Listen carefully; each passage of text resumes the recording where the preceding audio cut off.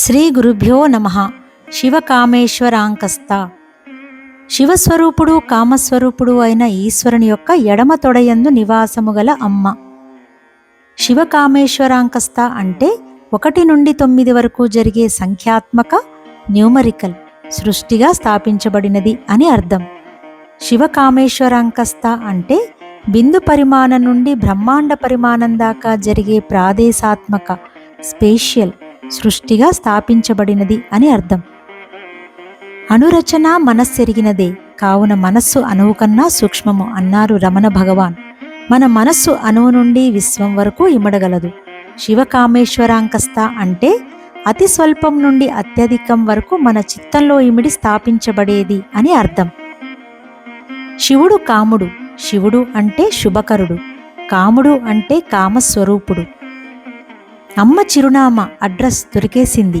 శివుని ఎడమ తొడపై అమ్మ నివాసం. శివుడు లేకుండా పార్వతి ఉండదు, కానీ పార్వతి లేకుండా శివుడు ఉంటాడు. బంగారం లేకుండా ఆభరణం ఉండదు, ఆభరణం లేకుండా బంగారు ఉంటుంది. బంగారం నుండి ఆభరణం వ్యక్తమైనట్టు శివుని నుంచే అమ్మవారు భౌతిక ప్రపంచంగా వ్యక్తమయ్యింది. సోకామాయత బహుశ్యాం ప్రజా ఏయేతి అన్నది తైత్తిరీయం. తానేకమనేకమౌదునని తత్పరమైతివి అనిలాచల.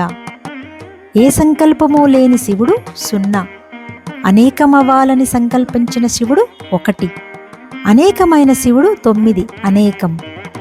అవ్యక్తం 0, సంకల్పం 1, వ్యక్తం 9.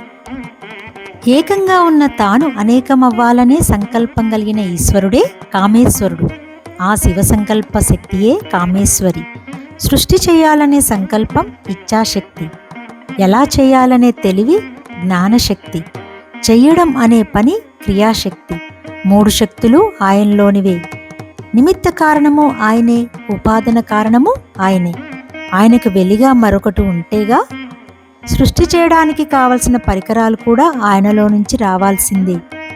తనలోనే పుట్టి ఉండి తనలోనే నశించిపోయే ఆలోచన లేదా స్వప్నం వంటిది ఈ ప్రపంచం ఈశ్వరునిలో.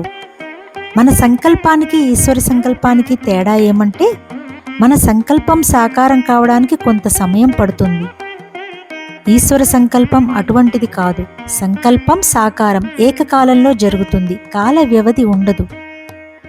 ఇచ్ఛాశక్తి, జ్ఞానశక్తి, క్రియాశక్తి 3 శక్తులు ఏకకాలంలో పనిచేస్తాయి.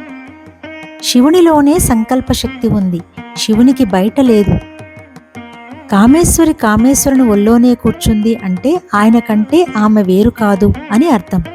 ఆయన శివ, ఆమె శివ.